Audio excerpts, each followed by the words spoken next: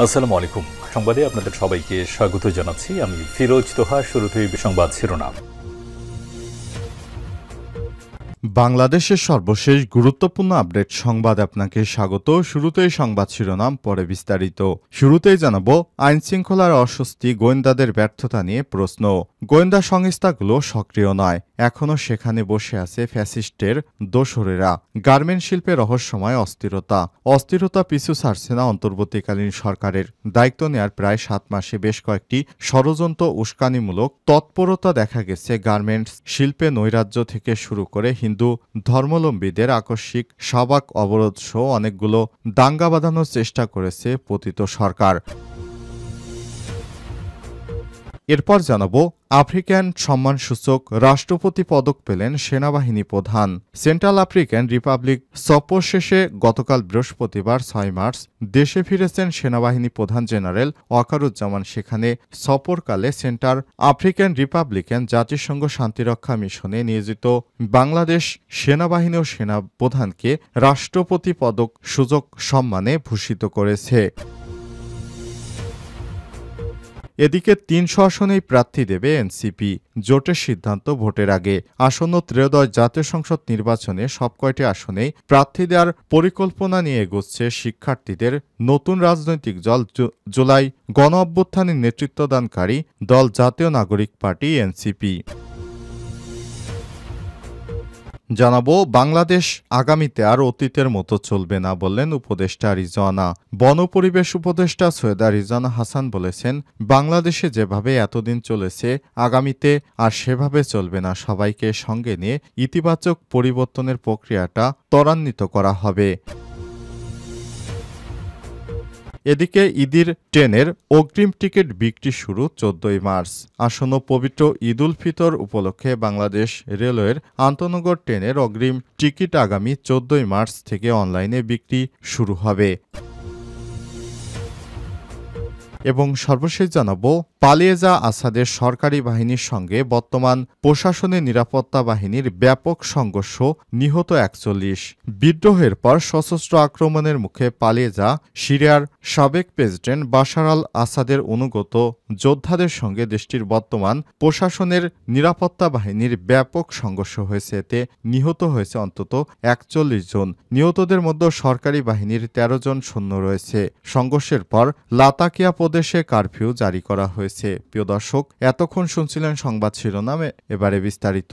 তবে তার আগে বন্ধুরা, অনুরোধ থাকবে সংবাদটিতে একটি লাইক দিন। এই চ্যানেলে আপনি নতুন হয়ে থাকলে আমাদের সংবাদটি দেখতে দেখতে চ্যানেলটি সাবস্ক্রাইব করে রাখুন। কমেন্ট করে বন্ধুরা আপনার মূল্যবান মতামত জানিয়ে দিন আপনি বিশ্বের কোন দেশ থেকে বা বাংলাদেশের কোন স্থান থেকে আমাদের সংবাদটি দেখছেন এবং শুনছেন। এবারে বিস্তারিত। আইন শৃঙ্খলা অস্বস্তি, গোয়েন্দা ব্যর্থতা নিয়ে প্রশ্ন। অস্থিরতা পিছু ছাড়ছে না অন্তর্বর্তীকালীন সরকারের। দায়িত্ব নেওয়ার প্রায় 7 মাসে বেশ কয়েকটি ষড়যন্ত্র, উস্কানিমূলক তৎপরতা দেখা গেছে। গার্মেন্ট শিল্পে নৈরাজ্য থেকে শুরু করে হিন্দু ধর্মাবলম্বীদের আকস্মিক শাহবাগ অবরোধ, সাম্প্রদায়িক দাঙ্গা বাঁধানোর ষড়যন্ত্র, উগ্র হিন্দুত্ববাদী সংগঠন ইসকনের দেশবিরোধী তৎপরতা, আনসার বিদ্রোহের নামে সরকার উৎখাতের ষড়যন্ত্র ছিল পরিকল্পিত এবং পূর্ব নির্ধারিত।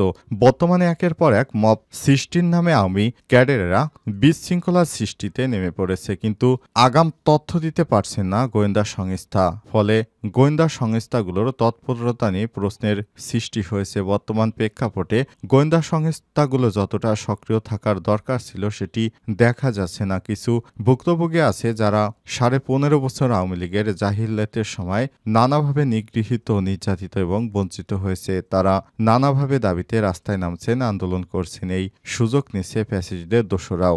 একের পর এক আন্দোলনের নামে অস্থিরতা সৃষ্টি করে রাজপথে তারা রেখেছে।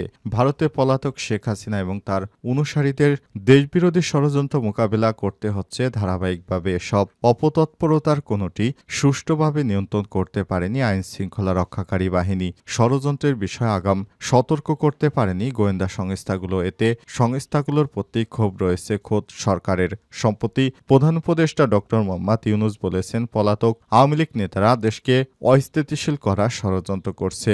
রাজধানীর বিভিন্ন গুরুত্বপূর্ণ স্থানে নিত্যকার সংগঠিত আন্দোলন সহ যে কোনো ধরনের অস্থিরতার ক্ষেত্রে গোয়েন্দা সংস্থাগুলোর যে ব্যর্থতা দিবালোকের মতো স্পষ্ট হয়ে গেছে। আফ্রিকার সম্মানসূচক রাষ্ট্রপতি পদক পেলেন সেনাবাহিনী প্রধান। সেন্ট্রাল আফ্রিকান রিপাবলিক সফর শেষে বৃহস্পতিবার ৬ মার্চ দেশে ফিরছেন সেনাবাহিনী প্রধান জেনারেল ওয়াকুরুজ্জামান। সফরকালে সেন্ট্রাল আফ্রিকান রিপাবলিকান শান্তিরক্ষী মিশনে নিয়োজিত বাংলাদেশি কন্টিনজেন্ট সমূহ বাংলাদেশ শান্তিরক্ষী মিশনের বিভিন্ন কার্যক্রম সম্পর্কে সেনাবাহিনী প্রধানকে অবহিত করা হয়। এ সময় তিনি তার মূল্যবান দিকনির্দেশনা প্রদান করেছেন। আন্তঃবাহিনী জনসংযোগ পরিদপ্তর আইএসপিআর এর এক সংবাদ বিজ্ঞপ্তিতে সব তথ্য জানানো হয়েছে।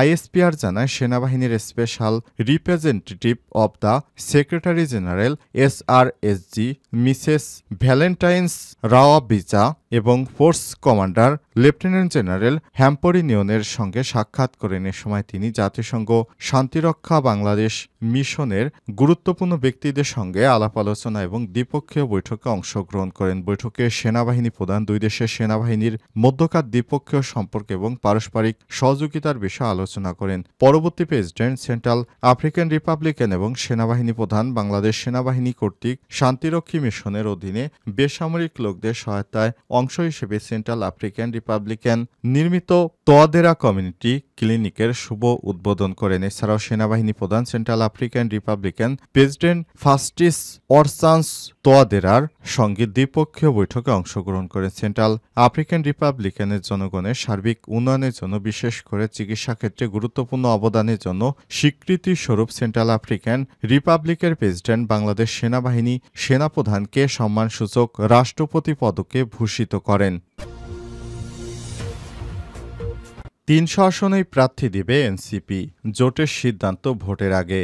আসন্ন ত্রয়োদশ জাতীয় সংসদ নির্বাচনে সবকটি আসনে প্রার্থী দেওয়ার পরিকল্পনা নিয়ে এগোচ্ছে জুলাই অভ্যুত্থানে নেতৃত্বদানকারী নতুন রাজনৈতিক দল জাতীয় নাগরিক পার্টি এনসিপি। বিদ্যমান রাজনৈতিক ধারার বাইরে নতুন ধারার সূচনা করে দলটি কোনো দলের সঙ্গে নির্বাচনী জোট করার বিষয়টিকে ভাবছে না, বরং তাদের নেতৃত্বে কোন দল জোট করতে আগ্রহী বলে বিবেচনা করা হবে। এনসিপির নেতারা জানিয়েছেন, পবিত্র রমজানের মধ্যেই নিবন্ধনের প্রস্তুতি সম্পন্ন করার পাশাপাশি সারা দেশে দলের কাঠামো গড়ে তোলা হবে এবং ডিসেম্বর থেকে জুনের মধ্যে আগামী জাতীয় সংসদ নির্বাচনের সম্ভাব্য তারিখ ধরে সব ধরনের আসনেই প্রার্থী দেওয়ার পরিকল্পনায় রয়েছে দলটি। তবে প্রতিটি নির্বাচনের সময় জোট গড়ে নির্বাচন করার পথে রাজনৈতিক দলগুলো হাঁটলেও সেই ধারায় যুক্ত হওয়া না হওয়ার বিষয়ে এখনো কোনো সিদ্ধান্ত হয়নি। এ ব্যাপারে চূড়ান্ত সিদ্ধান্ত নেওয়া হবে ভোটের প্রক্রিয়া শুরু বা নির্বাচনী তফসিলের আগ মুহূর্তে। এনসিপির সূত্র থেকে জানা গেছে, দেশের প্রধান দুই রাজনৈতিক দল